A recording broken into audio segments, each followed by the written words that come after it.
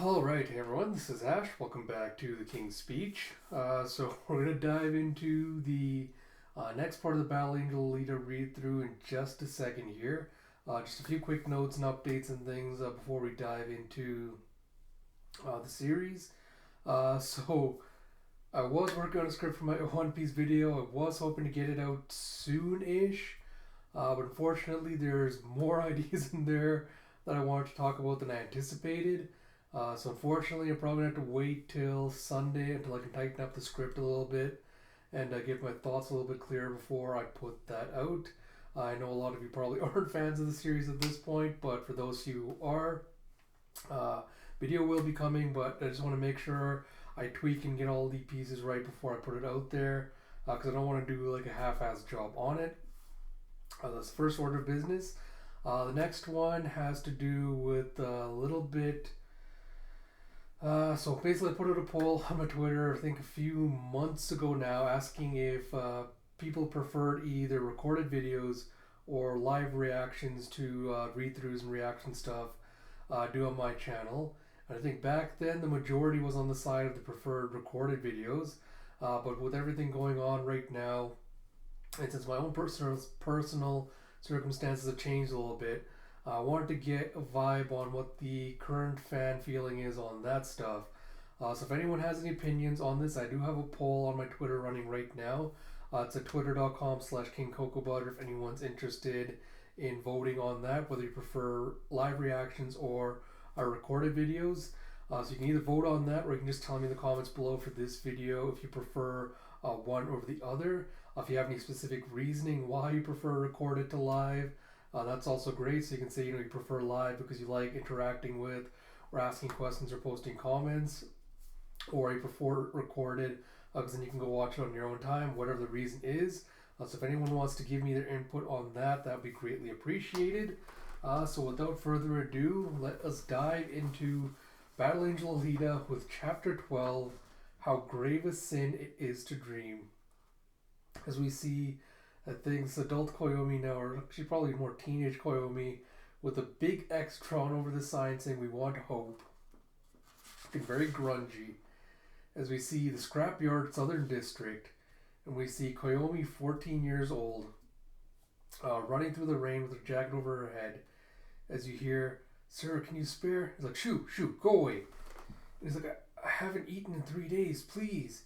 He goes, "Shut up, you want to eat my fist?"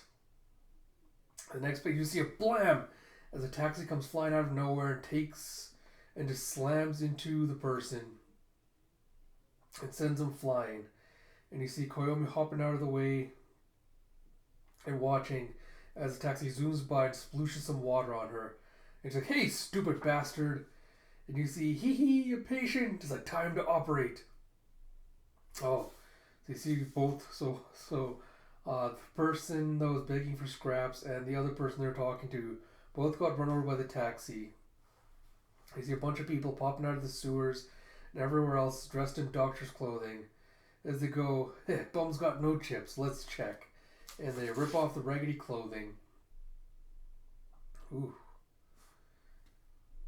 Is that who I think it is? And you see this raggedy looking man in torn, bloodied clothes. Oh, is that Chaos? He's got the frizzy kind of hair and his build. So I wonder if that's Chaos. It looks like he's got this little lock on his neck. As Koyomi notes and goes, "Gah!" And the doctors ask, "You know him?" She's just like, nope. It's like, "This guy's no good. Look at the mark on his pillory." It's like, "It belongs to Vector." And you see the stylized little V imprinted into the pillory he's wearing.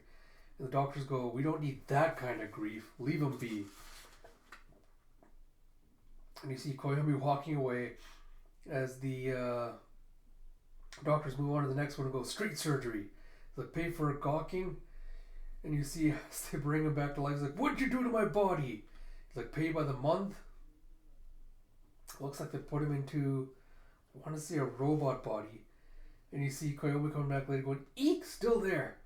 It's like, "It's alive, tough devil." And she kind of just kicks him, nudges him with her feet to see if he was alive. Then she pulls out a little chip from her back pocket and then flips it up to do a heads or tails thing. and it lands on one that she's not happy with. Is you see Wabi Sabi Antiques, a Vector franchise where Koyomi and her father are boarding. And your pops, give me a towel. He's like, yeah, my shop, no deal, people. And you see, sorry, he won't cause you any trouble. You see this, I don't know how to even describe him. Stereotypical looking Chinese mustache man with a little goatee. Very plump. As he goes, this man, wound it's not serious, but very skinny. I am amazed to see him alive again. And Koyomi's like, what? You know Chaos?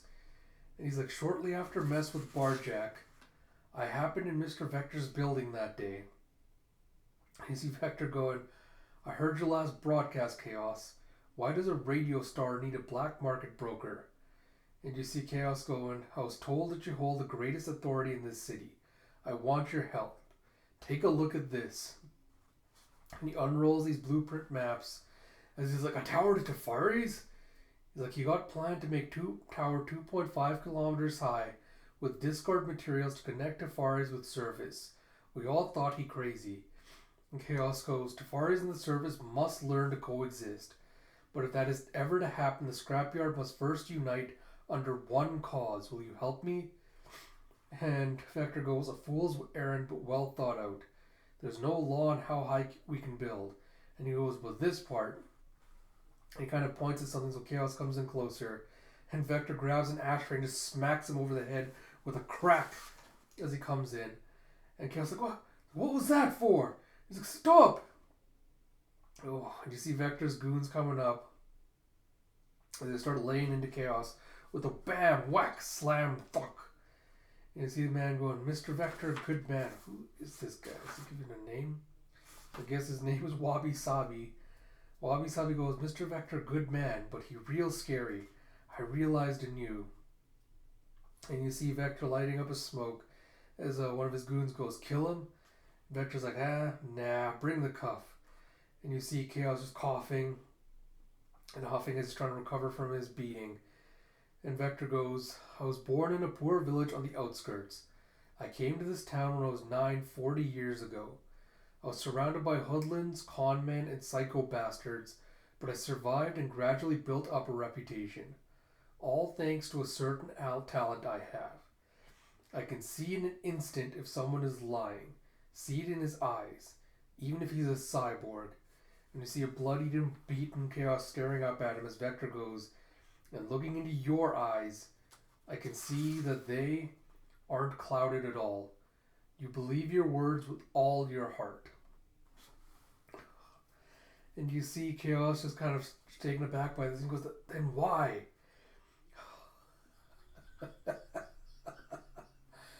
And you see as Vector takes off his glasses, he goes, because, youngster, I don't believe in words.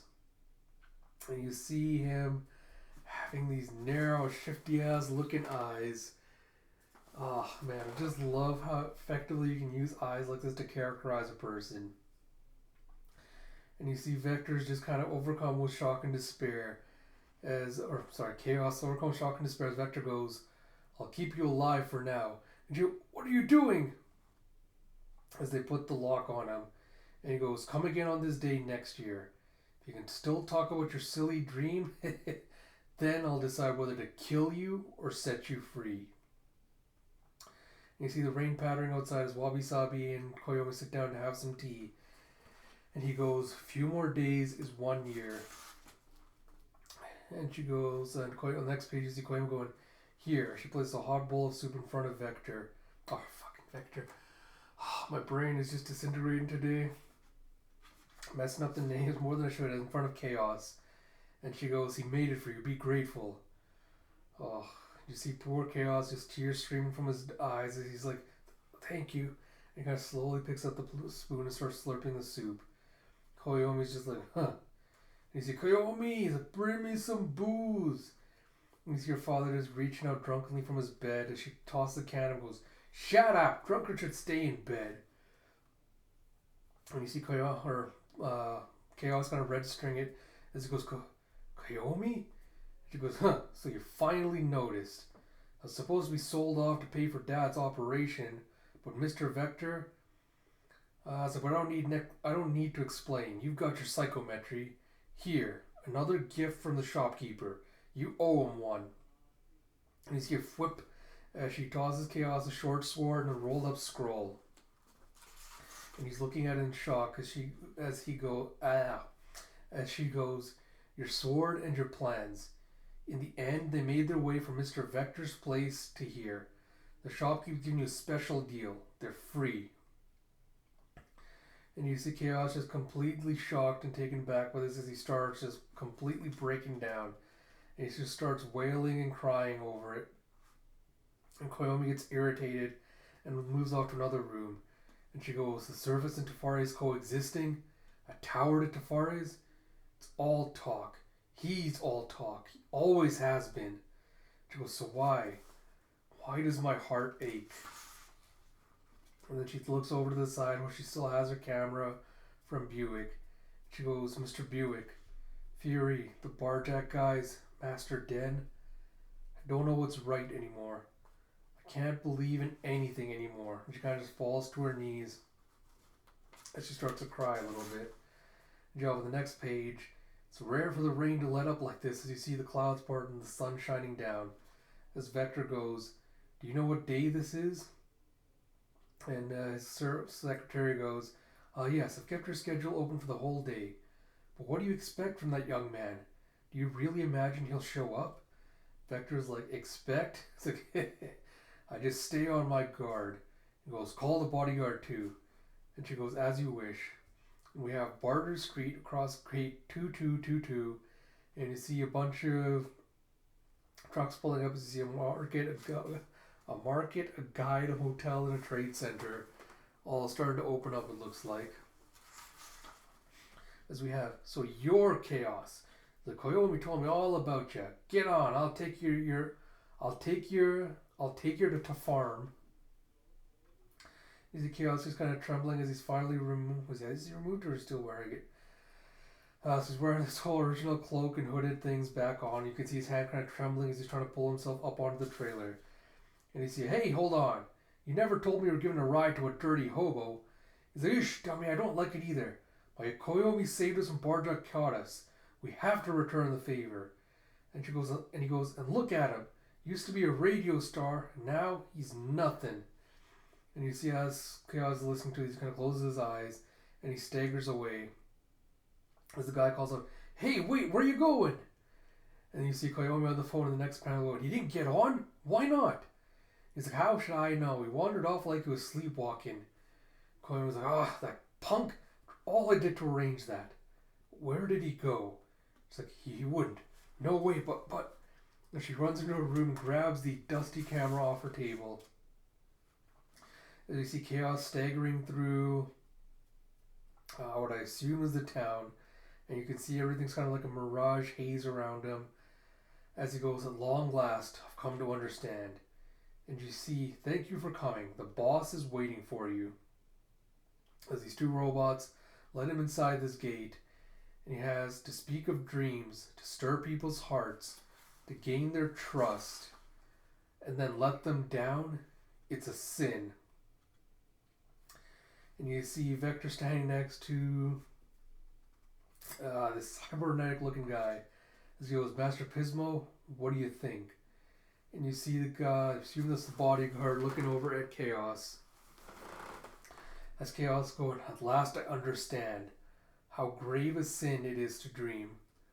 And you have Pismo going, I sense he is already dead. Vector goes, he plans to die for his dream? Huh, what a letdown. And he goes, what do you have left to say for yourself? You see Chaos shaking and shivering as he's coming closer and twitching, and he falls to his knees. And you have the two bodyguards from outside going, you think you're so cool showing your face here? It's too late to beg for your life. And you see Koyomi watching from outside with her camera as you have a paper plane coming out from above, paper plane coming from above and landing right in Chaos's arm, and with the fish, his telemetry starts coming in.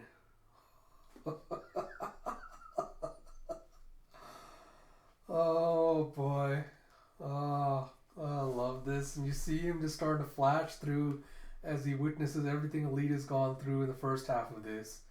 As Koyomi's watching, goes, "A paper airplane?" And you have the guards going, "Huh? Who threw that?" And Chaos is going, "Alita, it's a glue."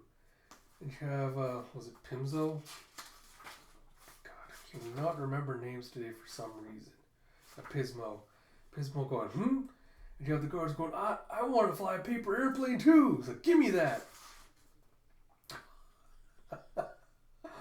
And you see Chaos finally getting back to his true self as he goes, "Don't you dare touch me."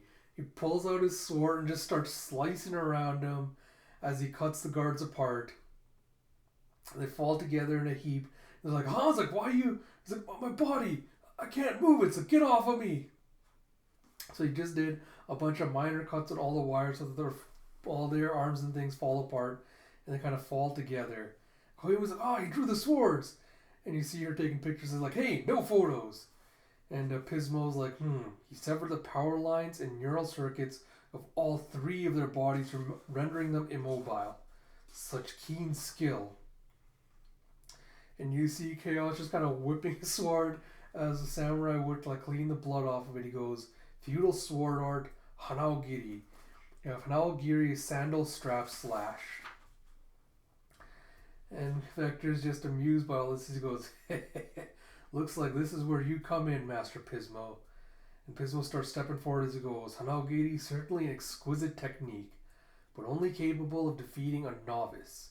I am schooled in the supersonic blade draw." And you see him stepping up with one hand on his sheath as he takes a fighting stance. And he goes, As he sees Chaos just approaching casually. And he goes, "How can this be? He's like a different man. That stance. I can't see an opening anywhere." And you see Chaos has the blade drawn to his side as he goes, "All I did for an entire year was crawl on my belly through the alleys like a snake.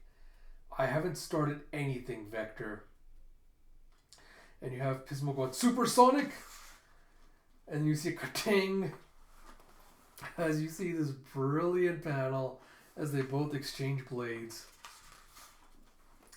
And you have Pismo going, he broke my Neo Kanaseda with one hand. And you have Chaos going, "Feudal sword art, Raijin To." You have Neo Kanaseda. A famous sword was forged by the swordsmith Kanaseda Izumino Kami of Mino in the later years of the Muromachi era, later becoming a favorite of Toshizo Hijikata, vice captain of the Shinsengumi. This is not that sword. And he goes, "Raijin To's Dust Thunderblade." Chaos walks up as he sheathes his sword, and he goes, "Without a dream in their hearts, people die.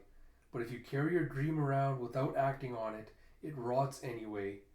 The only way to atone for the sin of dreaming is to make that dream reality." And you have Vector going, "I don't believe in dreams. Like still, I feel like investing in your crazy scheme." He just hands him a key as Koyomi's watching all this, and Vector, why am I confusing those two? Chaos looks off into the sky and goes, "Alita, I got your message loud and clear." As we get on to the next chapter and you see, "Here, take one of these." And Alita's like, "You first." She just slams the pill back into Destiny's mouth and he goes, "Bah! Like, you're so distrustful." He's like, "They're antibody capsules. They'll ward off invading nanomachines. They're not toxic." And you see Zex going, "So there's a possibility Catherians might be hostile?"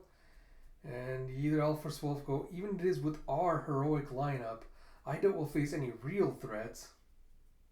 And you see, Ladder is not to be trusted, I fear. But like the ancient Chinese proverb says, to catch a tiger cub, one must enter the tiger's lair. And you see, enter the tiger's lair, nothing ventured, nothing gained, attributed to Ban Chao, circa 32 to 102 AD, a Chinese general of the Eastern Han dynasty in Hohanshu, the history of the later Han. As we get to phase 13, the world zenith, and you see the space city Catheres which looks very, very similar to Tafari's on the other end. And you see on the outer hull a bunch of robots are working away, repairing and building up some areas. You see a foom and a foosh as they step inside. It's like, wow, pretty, huh? It's like, look, it's Earth. And you see Alita going, have you two forgotten our plan? Don't step out of the elevator until Zex and I check things out. And I was like, who made her the boss of us? And Wolf's like, she's just jealous because we're best friends. And she's like, Octolips, let's go play on a mine. And Alita's getting annoyed. She's like, oh, I was like, I'll kill them someday. And she, as Zex just goes off and starts sneaking around, going, sneaking around, eat my style. Doubt they've dug any pitfalls, with gravity only a third of Earth's. Feeling light is a bonus, but moving fast would take some skill. And you see Alita going, electromagnetic senses at their sharpest focus. You see her glancing around, she goes, damn, some kind of shield at work. Okay then. And then she lifts up the heel of her foot and slams it down with the whump. As you see them all watching, and Zex is like, active sonar? I'd fire cannon shells myself. Alita's like, the shockwaves aren't reflecting back. We're in danger. But I'm more than prepared for a little danger. It's like, I have to bring Lou back to life. No matter what it takes, I can't return to the service without her. And you have Alita going, isn't anyone going to welcome us? Don't you have any manners? And you see, I beg your pardon, as one of the circles opens up and someone comes rising out on a platform. As you have this dark-skinned man coming up to greet them, going, my name is Aga Mbadi.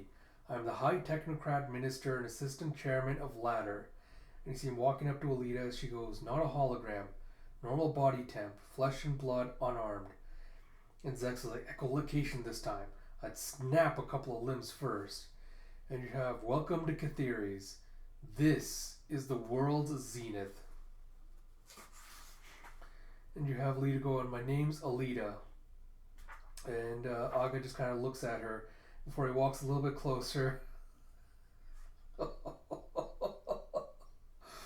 Oh, I love this man already. As he comes down and just condescendingly pats Alita on the head. And he goes, thank you, you may stand back now. I wish to speak with Nova. And you can see Alita's getting furious at this treatment. As Alpha and Wolf are like, uh-oh, it's Sunny with a chance of blood. And you see Deckman's getting annoyed as well.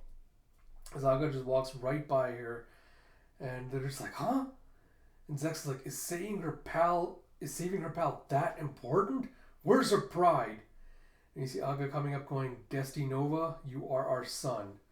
Desti goes, what an odd thing to say. I thought there had been no DNA exchange between Catheres and Tafares.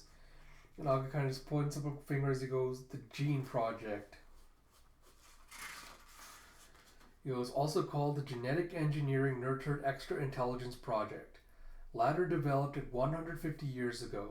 It was an attempt to produce people of genius-level intellect by introducing a program to the Tafares DNA organ.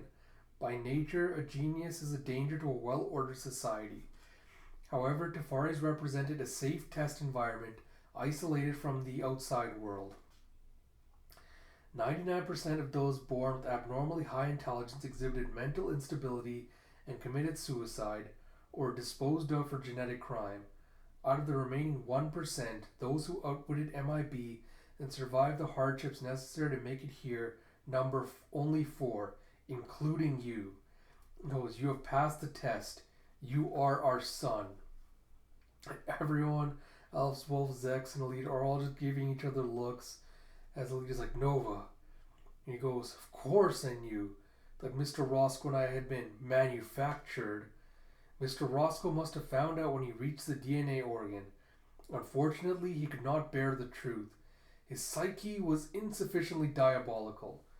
In the artificiality of my upbringing, I am no different from all of you who are made as combat androids. However, whether we are creatures of free will or automated machines depends not on how we were born or what our bodies are made of, but on how we have lived. Oh man, I think I will ever get over an enigma Desti Nova is. Well, he's like, Desti Nova, so all these years, he sought freedom just like me. And Aga continues, are you satisfied? Now step out of the elevator. And Desti goes, have one question first. The three Teferians of abnormal intelligence who came here before me, what are they doing now? And Aga goes, curious about your predecessors? He goes, they're still in Catherias devoted to their research. Here in space, eternal youth is a reality thanks to nanotechnology. I'll be 222 years old this year. Desti goes, I see. And she goes, Alita? Alita grabs Aga's hand and pins it behind his back. She grips onto his shoulder with a tight grip, and you can see him grimacing in pain. As she goes, you'll be our hostage until we know we're safe here. And Aga's like, it is wise to be wary, though I'd be more careful in regard to touching a potential enemy. And you see an ow as Alita just kind of crushes down on him. He jumps up a little bit, straining. Oh no, Alita pushes his arm up higher to kind of make him start reaching him up on his tippy toes. Desti's like, now.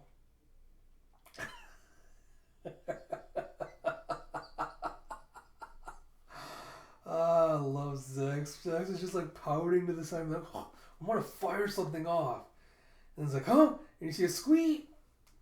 As you see the little one-eyed flying thing from the previous series. It looks like, something's wrong, get back! And you see a huh? As both Elf and Wolf just grab Desti and just send him flying forward. And you see a qualm, and the Fisher's like, yeah! And you just chuck as these two compartments open up in the sides and enclose everyone in some kind of cube with a zap, zip, zap, salt. And he's like, stop this now, if you don't. He's like, And Zek's like, idiot, act first, threaten later. And you see a snick as Zex flings a knife at Aga, and he just catches it between his fingers, and he goes, so that's where you were hiding. And he throws it back at Zex, and Zek's like, that slow ass throw won't get me. And Zex just kind of freezes as he tries to jump, like, I can't.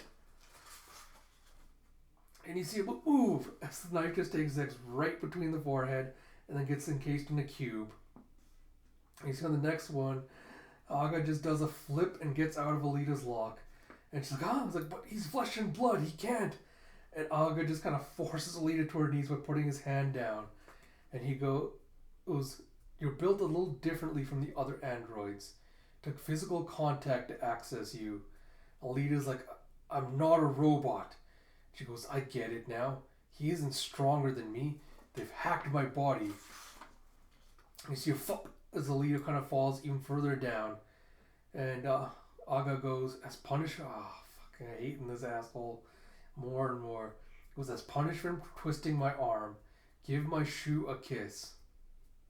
And you see Alita just kind of reaching slower and slower until she's forced to kind of give her shoe a kiss with her eyes closed as she's kind of just recoiling. Then you see a vim vip. She pulls out the lasers, kind of slashes it into the toes there as he's watching. And you see her body get bisected and closed in to the cubes. As he goes, it's impossible to break free. The cube polymer drains the energy from the nanobots, reducing their speed 10,000-fold. And he goes, Nova, what I said was no lie. The other geniuses are still alive. Inside my skull. That's how I got my alias Trinidad. And you see inside of Aga's skull, he's got 3 of the MIB chips in like triangular formation inside of his brain. As he goes, if I add your brain biochip, I might have to change my name to Quadra. I was like, ha. And you see a tunk clunk. On the next page, you see the cubes with Alita and Elephant's Wolf and the others dropped into the waste area. And Elephant's Wolf like, wow, I was like, I don't want to die in this dorky position. Like, don't throw me out. And Deckman's like, we will die together, master. And you see Alita going, utter defeat. I'm completely powerless. She's like, Lou. And you see a foom. So all the garbage just gets ejected into space. And you see all the cubes floating through there. As we get to Phase 14, King of the Land of Robots and And you see the cube still floating through space after they're ejected. And Alita goes, at this rate we'll be incinerated by atmospheric friction. But if I... It's like, damn, it's no use. I can't even produce plasma. He's like, wait, this feels familiar somehow. And you see an astronaut in a spacesuit coming up with a kind of a rope and a swish. I assume to tie her up. The hell, yeah, so basically put a net around all the debris with the cubes, and they're dragging it back. So yay, we're saved. It's like, but by whom? A Catherian? And you see a beep boop, and it's like, scram, out of my way, as they go to one of the doors and make their way inside. And you see molecular lock code MC42. Can you make a key, boss? It's like, no prob, piece of cake. And you see a bloop bloop bloop as the cube around Alita kind of melts off of her. He's like, oh, it's a caca. And the mysterious person goes, picking a fight with Trinidad, of all people. As you see the mask coming off, and there's nothing as hazardous as ignorance. As you see this scruffy looking guy in a baseball cap, Alita thinks back to how easily she was beaten, and she starts crying and throwing a tantrum. And like, oh, I was like, damn. And you see in the next page, Desti's head suspended, and his lip as it starts getting sectioned off into pieces, and a whir as his head gets cut open and his brain chip gets removed. And you have all the knowledge of the man known as Desti Nova and his Atman, his true self. This assimilation will be an ordeal like no other. You see Aga just starting to do a bunch of yoga poses as he's meditating. And he goes, it's like the universe will not tolerate failure. The assimilation ceremony must be flawless. Completely flawless. He goes, but I have plenty of time. And you have someone beaming in to go, Mr. Mbadi, the ladder session is starting. And he goes, And you have this one robot. She's so emotional, like a hysterical woman from olden times. And you have Alita going, I'm sorry, but just so you know, I'm not a robot. And I'm going to just call it the scrapper for now, goes, really? I was sure you were. A robo-cat who fell out of someone's pocket. And as Alita's just getting mad, he's like, just a joke, no harm done. He's like, my name's Ping Wu. Kale here's my partner, comes in handy. And you see his little robotic arm going, nice to meet ya. Like, relax, you'll be safe here. You're in Robo Asyl, the robot underworld of Catheres. Circumstances out there forced me to move here. It's been 100 years now. And he goes over to Elephant's Wolf, and he's like, I'll thaw these pests later. And they're like, the nerve, no fair! And she's like, my name's Alita. I was close, thanks. And Ping is just like, huh? I was like, oh, it's that? I didn't hear. And she's like, thank you for saving me. And he's like, oh. He's like, thank you? He's like, that's it. Let me get this straight. You don't really think that repays me for saving your life, do you? And he goes over to Deckman and he goes, I already know that this is really valuable. As he unfreezes Deckman, takes him apart, and takes off Desti's little cube. And he goes, hacking surveillance circuits and spying on Teferis and Catherians is my hobby. I saw you guys in action down there. And he's like, to part with that box would be a great loss, but I owe you my life. That's what you want, it's yours. And she's like, though I don't even know what's in it. And he's like, woohoo! Like, so you want to get your friend's brain back, right, Alita? Hire me then. I can be a lot of help. I know Catheri's inside and out, and all of Trinidad's tricks. Of course, I don't come cheap. Deckman's like, Master, don't trust him, he's shady. Alita's like, the Deckman's right, but I take the devil's help right now. And she goes, I'd like to hire you, but I don't have anything to pay you with. And Ping's like, really? He's like, don't hold out on me. And you see Deckman goes, stop that! And so you see Ping just kind of going in, like rooting through Deckman's stuff. He's like, what do you call these? And he picks out the two brain biochips that Jim has. And she goes, those are... It's like Nova's brain biochips. The ones Jim Roscoe took. How'd they get inside number 100? And you have Deckman going, I didn't mean to hide them. They got weft on the DNA organ console and I thought they might come in useful. And Alita's like, I can't give you those chips. They're dangerous.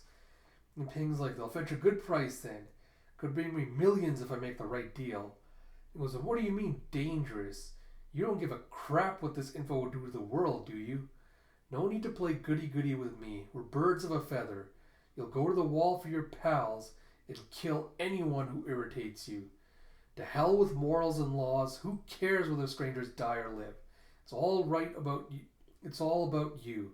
If you like them, they'll live. If not, Alita's like, it's like I can't deny it. He's like, you're right. I just want Lou alive again. And so she quickly snaps at the little string holding them and grabs one of the chips and goes, one now, the other if you succeed. And he's like, so I can live with that. It's a deal. And they kind of clasp arms to seal the deal. As you have, what is the robot's name?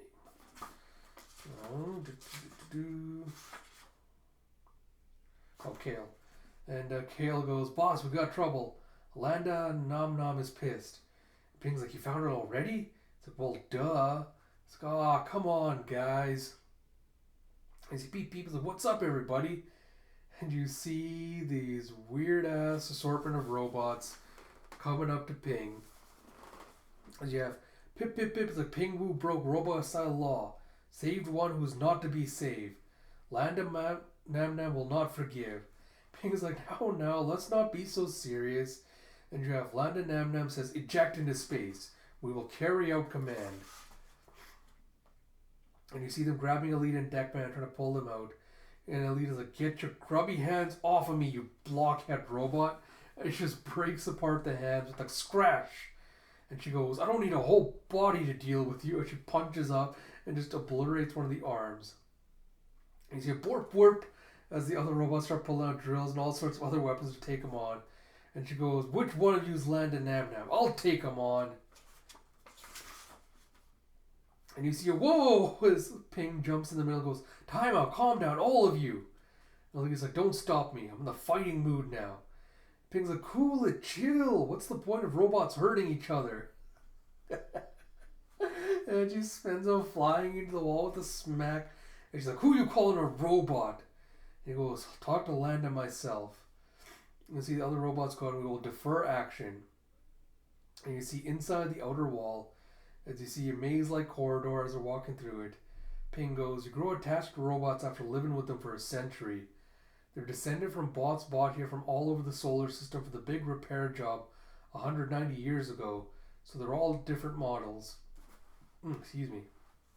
He goes, their uniqueness is what makes them cute. But a robot is only a machine. I don't see why you're so attached to them. I see a beep wop boop toot toot. I see a bunch of robots congregating. And Alita's like, what are they doing? And Ping's like, looks like a dice game. Alita's like, gambling? Robots? And you see Ping going, I taught him Chinchiroren. It's like, I had to teach him about currency first. They smarten up a lot, won't fall for the old tricks anymore. Now they even invent new ways to cheat. Well, he starts laughing as he goes, the robots have a symbiotic relationship with Catheres. RoboAsshole gets the electricity and materials it needs to maintain itself, in exchange for repairing damaged Catherian structures. It's all automatic. No one in Catheres is ever involved. And you see, sort of like Alita thinking, sort of like Tafari's in the scrapyard. And Ping continues, that exchange built RoboAsshole, but Landa's afraid they'll find out about us. And you hear Alita asking, who is this Landa Nam Nam? And you have Ping going, a mutant robot, best intellect here. He's the king of the land of robots, and we have this caterpillar-y looking robot going, Ping Wu, try to recall how it was when you first arrived. You see, Nam Nam Nam. You came here in ES-490, your body badly damaged. You despaired of the human world, saying you had lost your friends and your purpose. Ping's like, is that so? I was like, long time ago, must have forgot. You see, ES is Era Sputnik, standard dating system used in space. The year the first artificial satellite Sputnik was launched into space, 1957 marks the first year. Years are based on the period of Earth's rotation around the sun. And Nam Nam continues, I received a divine message from Malachi, god of robots, and I, Landa Nam Nam, treat the forlorn human Ping Wu with mercy, on one condition, that he abide by the laws of Robot Asil and never interfere with the human world again. Have you forgotten even that, Ping Wu? Ping looks down for a moment and goes, you got it all wrong. Don't rewrite history to suit you. If your memory's really that hazy, I'll remind you. I was the one who taught you human language. I came up with the names Landa Nam Nam and Robo Asel. I was the one who said Malachi was the god of robots. Thinking, feeling, gambling, cheating, money, faith, all of it. I made the laws of Robo Asel all by myself. And you see Nam Nam just kind of being like, and Ping goes, now I realize your fear of people and Catheris is just a reflection of my own fear.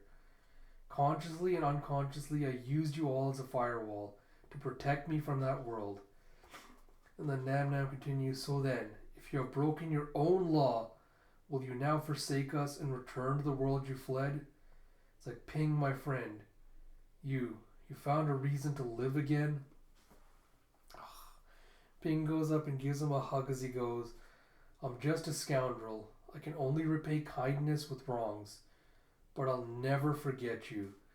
And Nam Nam goes, Ping, my friend, will you no longer teach us the names of the stars? And he goes, thank you for everything. As he turns around and walks away. And you have, I, Landa Nam Nam, shall turn myself off for 24 hours. Go where you will in the meantime.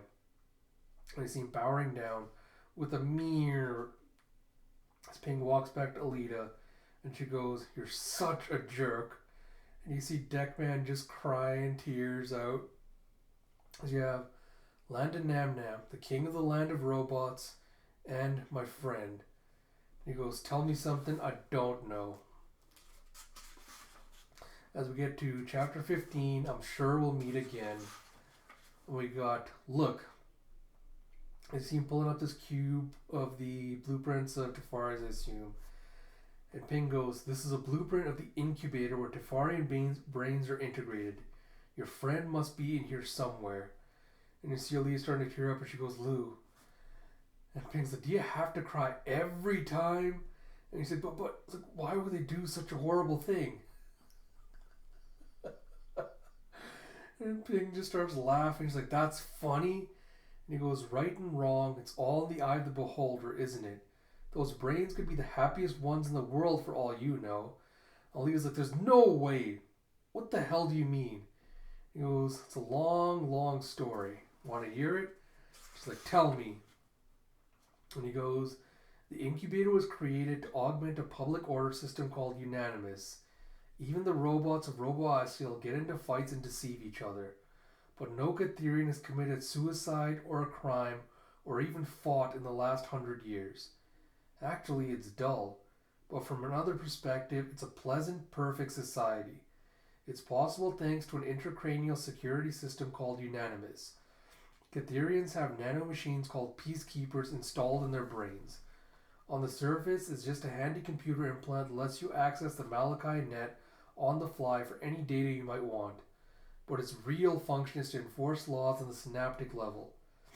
The peacekeeper spies on all synaptic activity, criminal intent, merits a shock to the brain's pain center, good behavior a gentle jolt to the pleasure center. It's sort of like having an unbribable cop inside your head supervising you full time. Within a year, you're Pavlov's dog. And the best part, you never realize your free will is being controlled. He's like, why are we talking about this? What does it have to do with Lou? Ping goes, hold your horses. You see, Unanimous seemed perfect, but there's one fatal flaw. They can control the brain, but the background noise given off by every cell in the body, that makes up the unconscious, which couldn't be controlled. Unpredicted crimes and suicides broke out.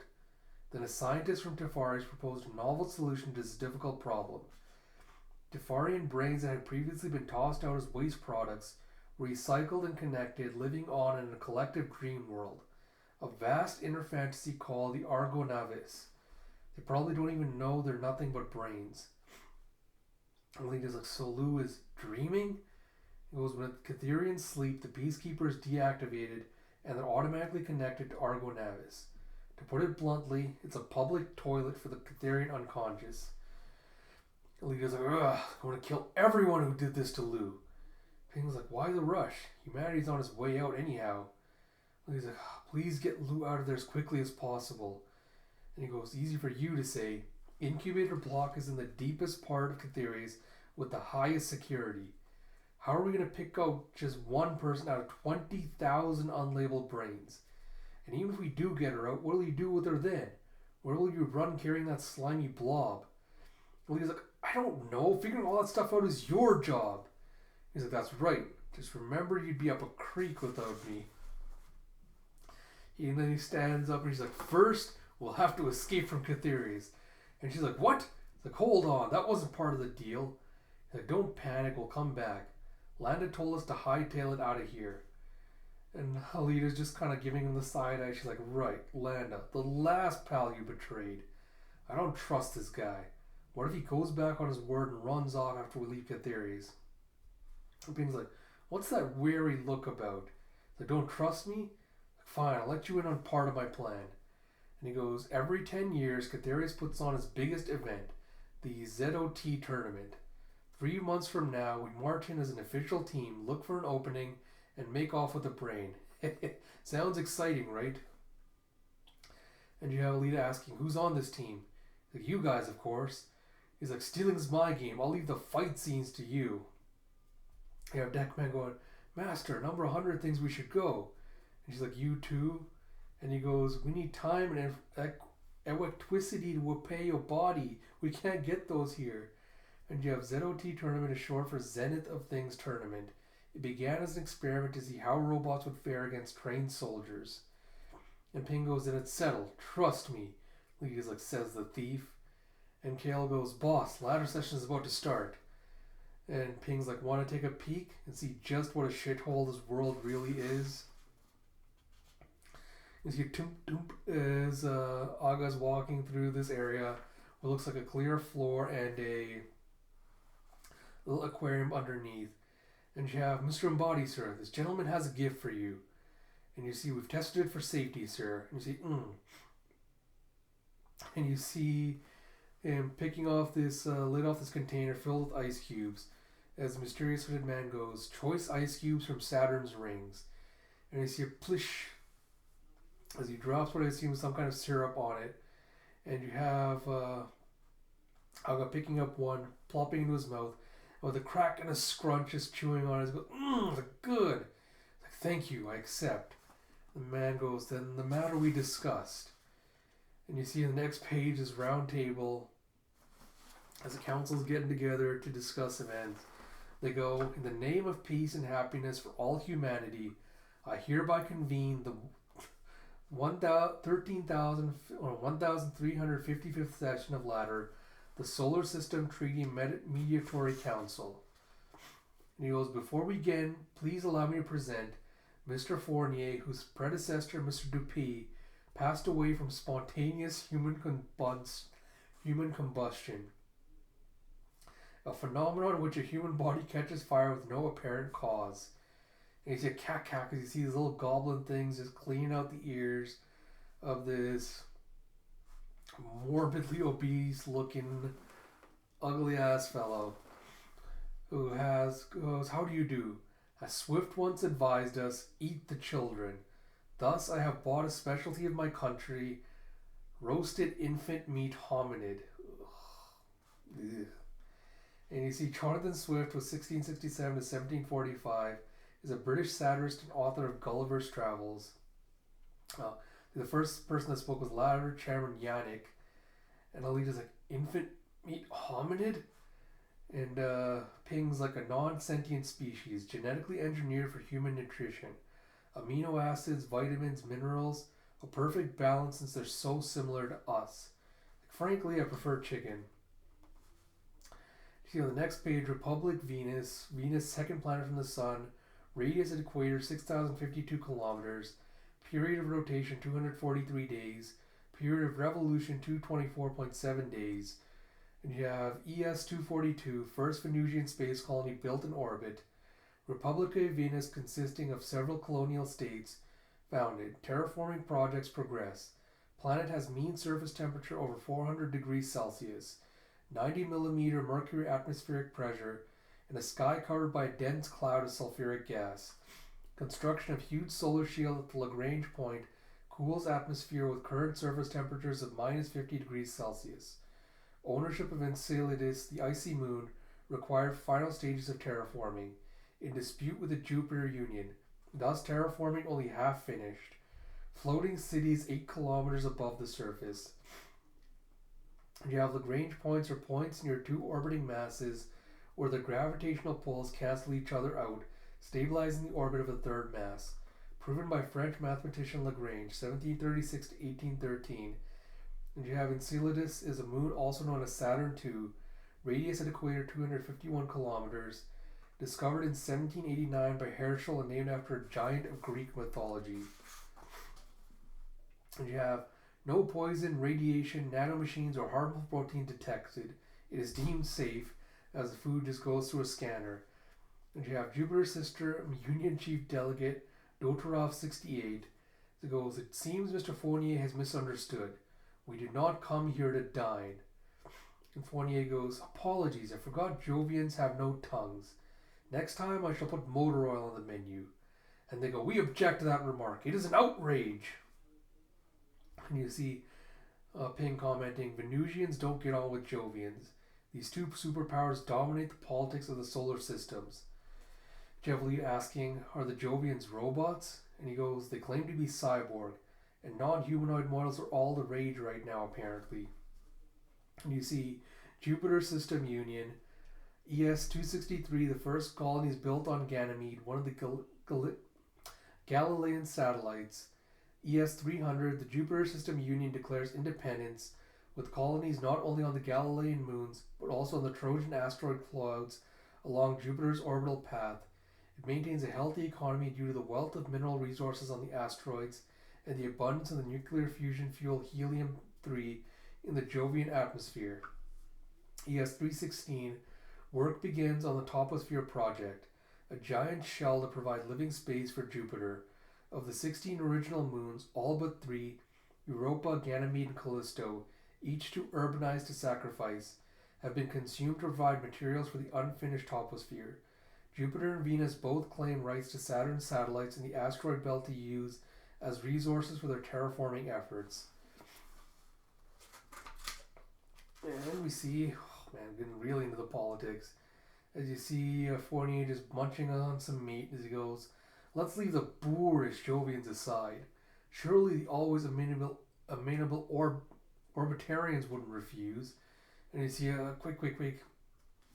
You see these three guys just starting to twitch. You have Federation Economics Minister Law here, Space City Binhar Representative Meshak, and Luna Colony Representative Pompanazzi. Lisa, what's wrong with them? Things like, it's that darn unanimous system working against them. When the Federation, which includes Catheres, gets caught between the superpowers, it puts them in a tough spot. They don't know how to respond to direct harassment like that. Turns them into idiots. For unanimous to run smoothly, everyone needs to have the Peacekeeper installed.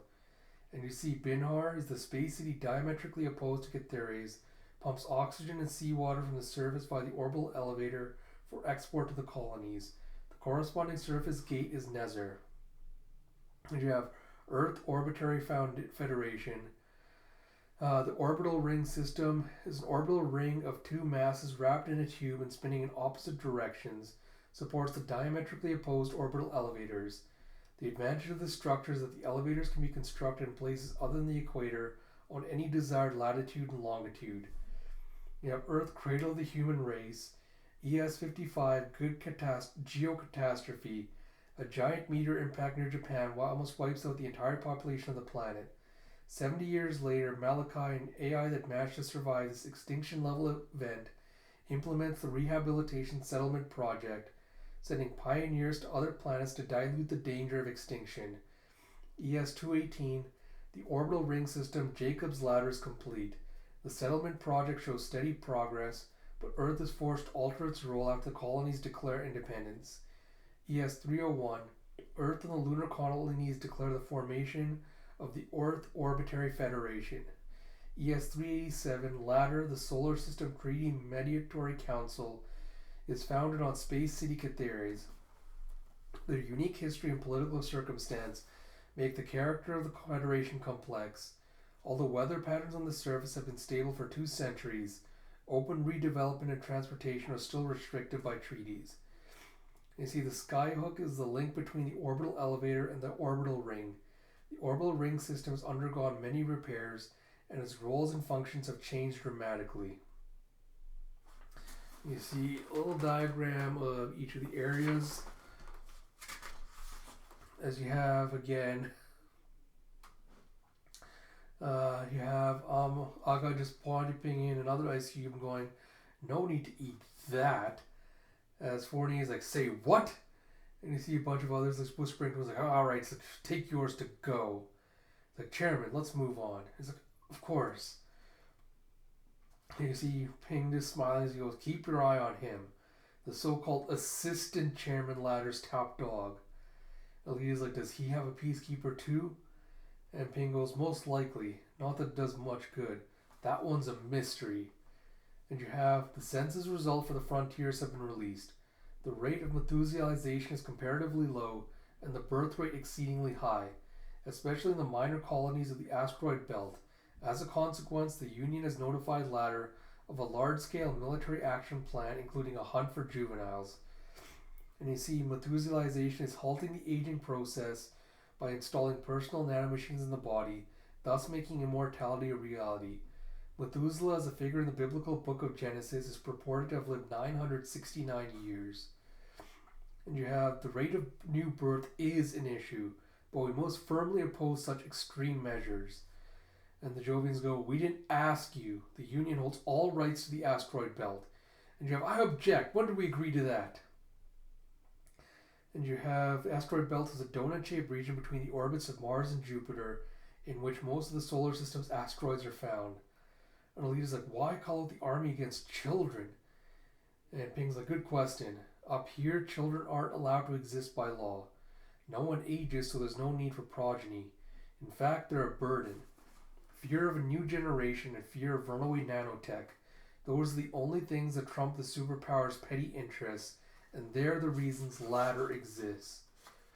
And you have next on the agenda spontaneous human combustion.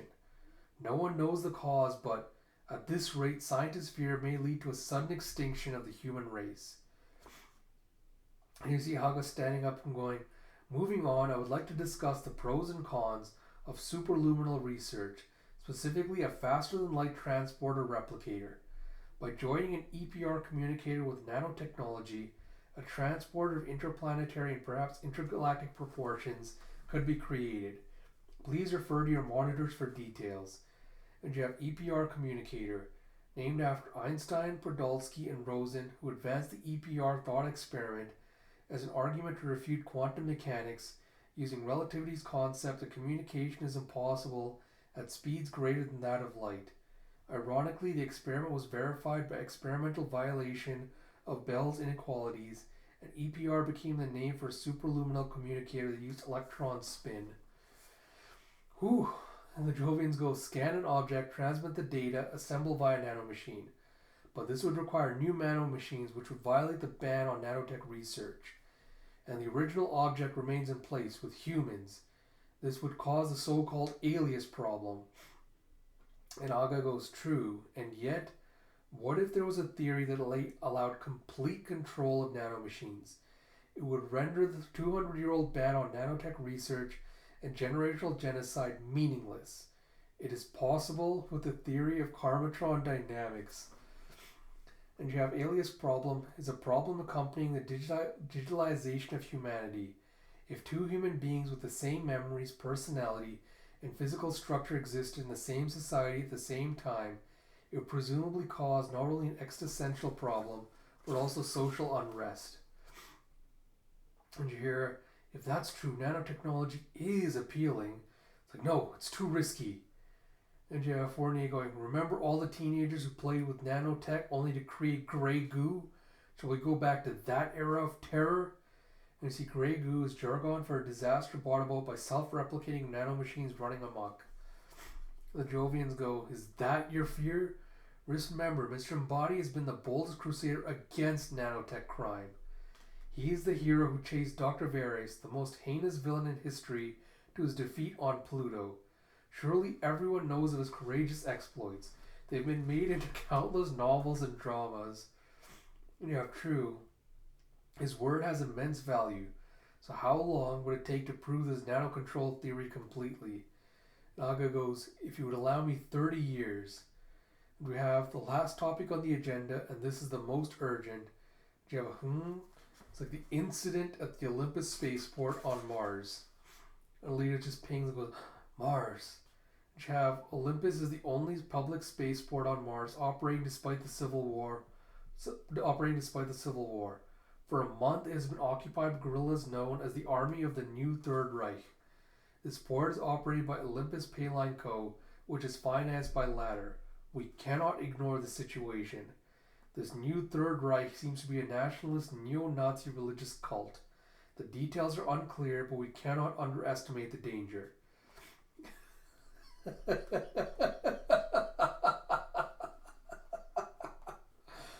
I love Fournier calling this out like it's almost like a terrible B movie. He's like, what are neo-Nazis doing on Mars? You have legend has it that Nazi Germany and the Japanese Empire built their first colony on Mars pre-ES. And you have Mars, a planet with the oldest history of settlers. The first emigration to Mars occurred by ES-53. After the catastrophe, construction of a full-scale colony began in ES-235, but ease of emigration and a comparatively hospitable environment led to oversettling and a prolonged civil war. The planet remains divided to this day, making space access difficult. More than 80% of the surface is covered by a canopy that is self-repaired by nanomachines. Squabbles erupt over control of orbiting mirror satellites to supplement the insufficient sunlight, but the atmosphere is breathable. 4 currently divided groups currently vie for supremacy.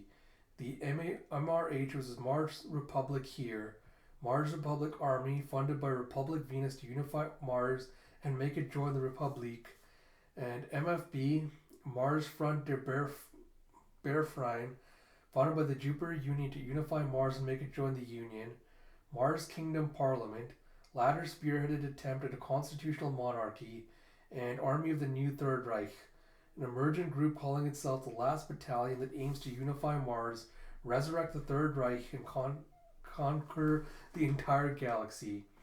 And you have Olympus Spaceport built a caldera on Olympus Mons, largest mountain on Mars. Lady's like, Mars, like that's my home. Ping's like, huh? It's like, no kidding.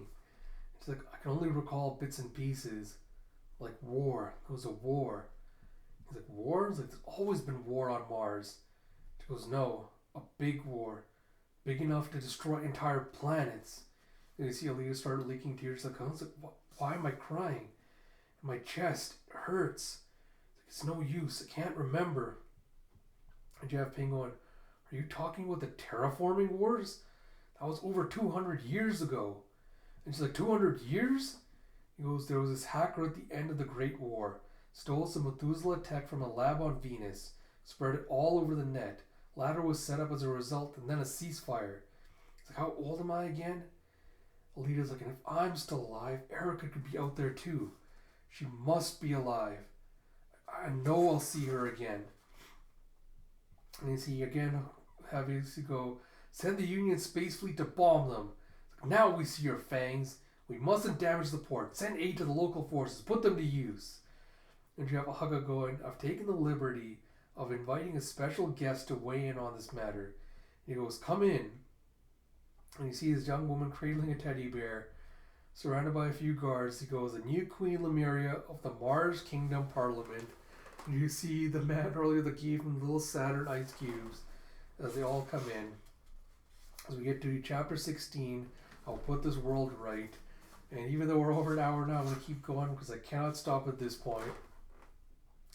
And you're going, we object to this outrage.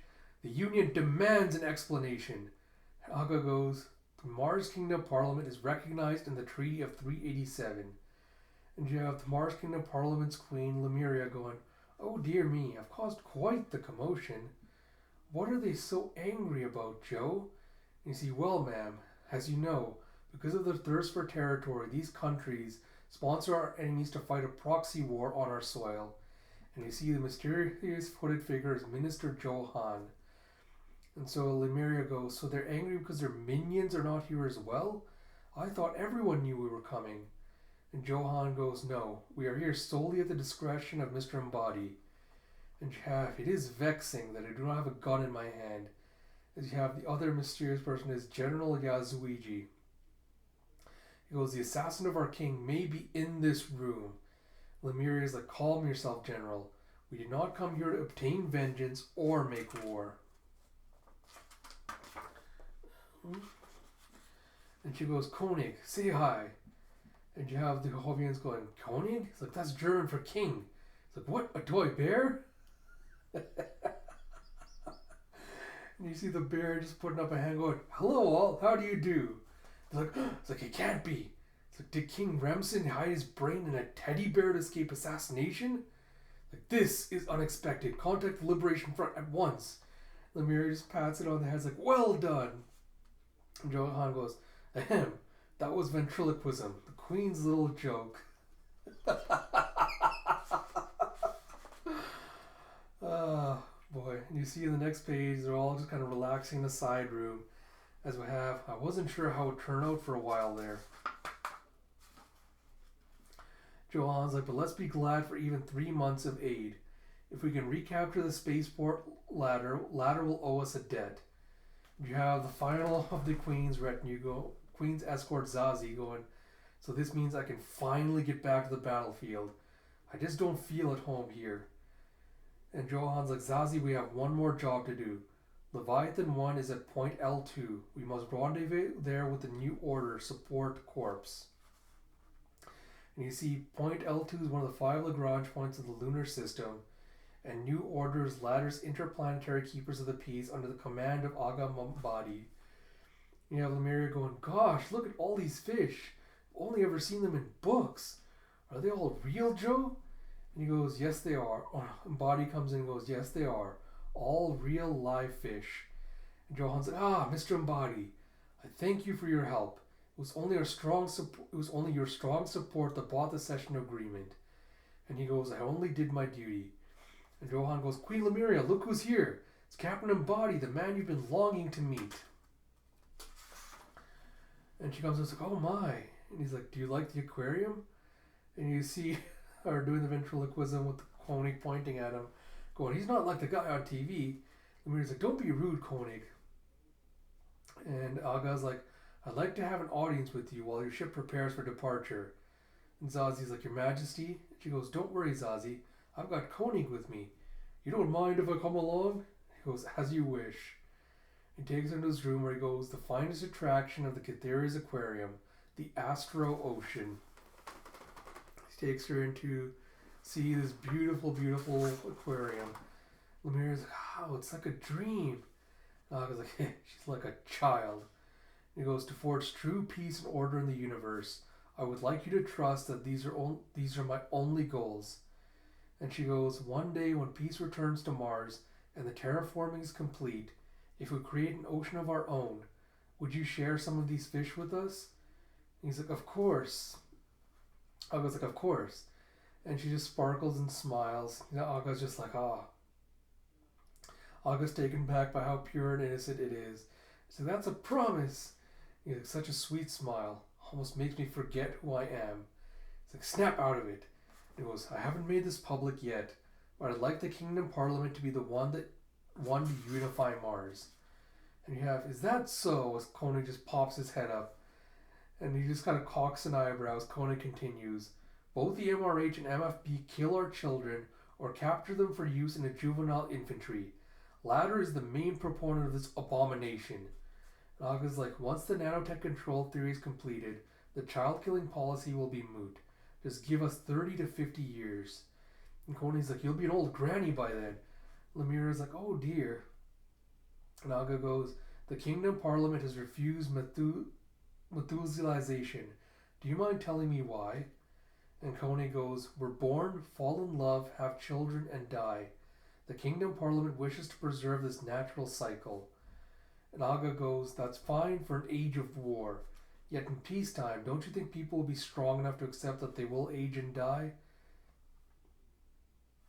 I believe it is wrong to force everyone to be that strong. Don't you agree? Queen Lemuria, if there were some way for your father to rise from the ashes, perhaps even you would. And she kind of just looks off forlornly to the side and goes, Father. I was like, forgive me, I got carried away and went too far. And she's like, no, it's all right. Coney's like, not nice. And she goes, the nature of life and death is too weighty a burden for a mere human to bear. However, that is precisely why we believe that placing ourselves into the age-old cycle is in the truest sense life. And she goes, it may be a cliche, but my father lives on in my heart. And you have such an inscrutable girl, a naive child one moment, an astute orator the next.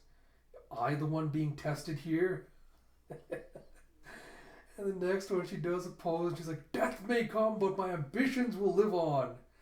And she looks off to Aga for... Now she's pointing, she's looking to Aga for a response, and he just looks off to where she's pointing. And she's like, that's a quote from Space Embody. And he's like, huh? And you see this reference to like the all-dated sci-fi shows of Space Embody. Produced by Vesta Studios, 156 episodes and a dozen TV specials of this epic adventure aired between ES 543 and 556, based on the 25-volume series Space Hero Embody by best-selling novelist and series resident Oleg Zagani. The action-packed drama follows Order, the interplanetary investigative team from its creation to its demise. Oh, Lord. Naga's like, the writers embellished a lot. Lemaire's like, oh, what about Duel on Pluto when you were tossed into space without a spacesuit and survived by using yoga techniques? He's like, all fiction. Lemaire's like, oh, you deceived me. It's not real. And Aga's like, but I didn't write the show. Like, don't believe everything you see.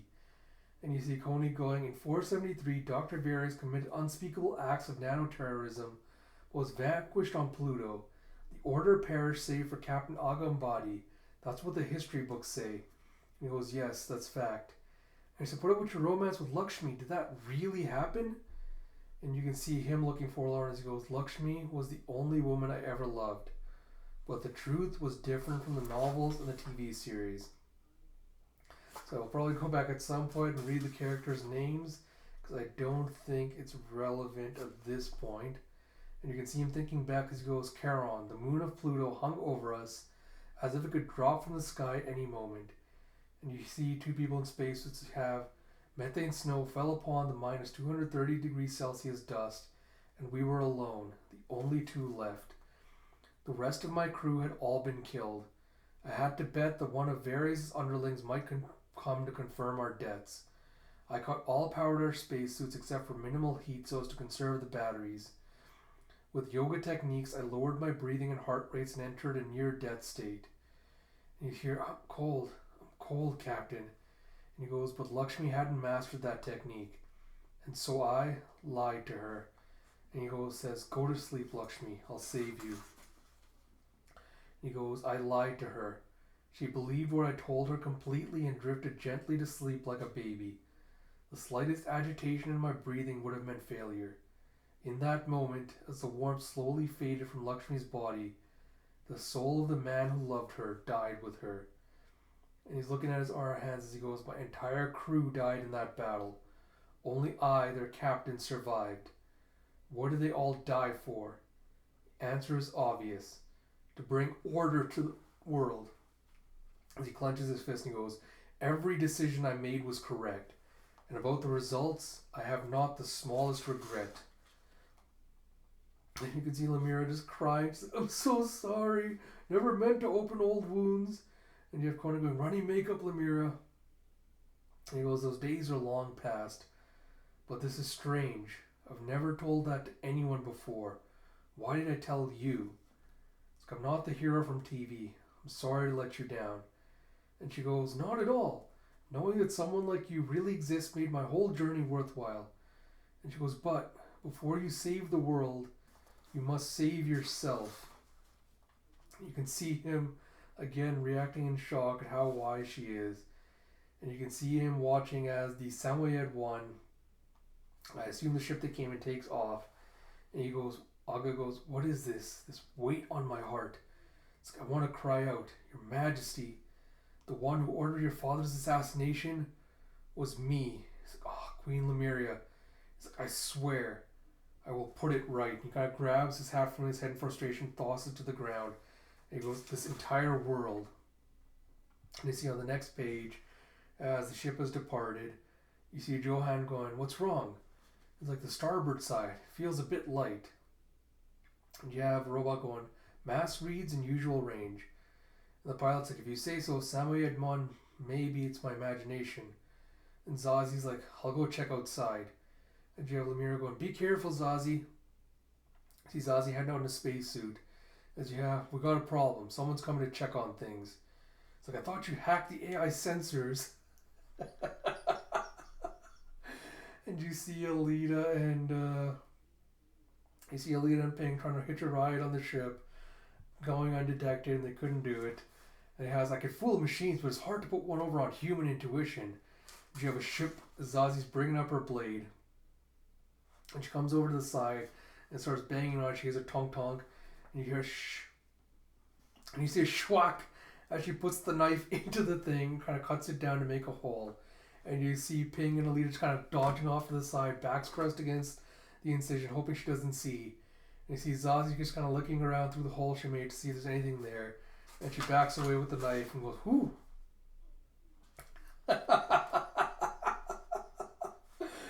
On the next page, you see her arm slamming back in with the knife, and she slams it into Ping's hand. He's like, ow, ow, ow! And he's like, Ping!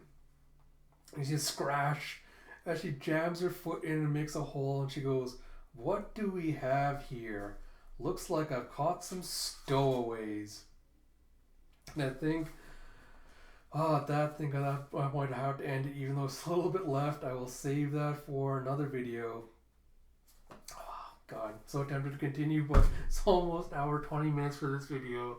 I don't want to make these videos too long, so...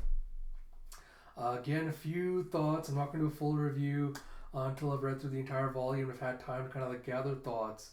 But I love the diversity in character designs that we've gotten so far with Lemuria and her crew.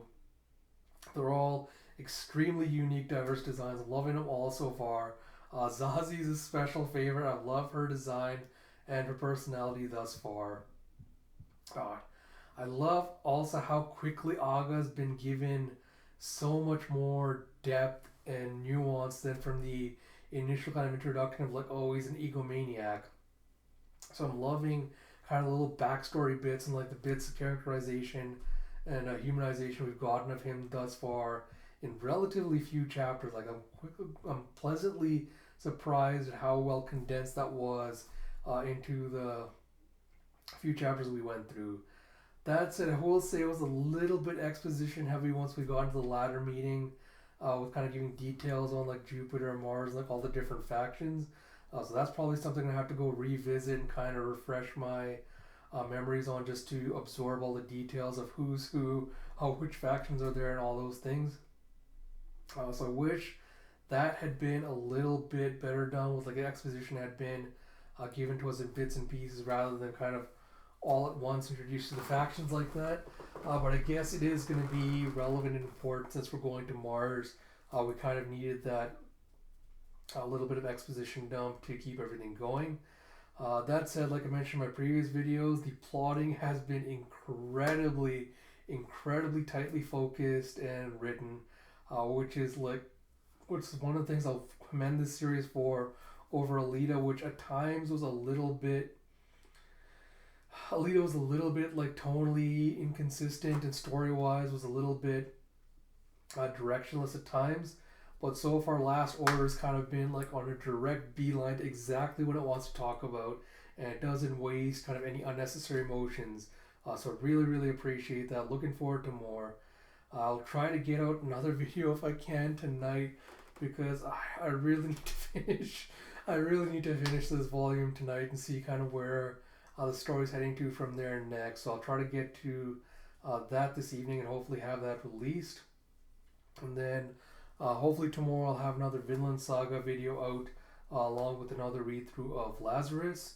And like I mentioned at the beginning, probably not going to be very much interest to most people, but One Piece videos will probably be out either Saturday evening or Sunday evening, depending on timing and everything else. So you can look forward to those as well.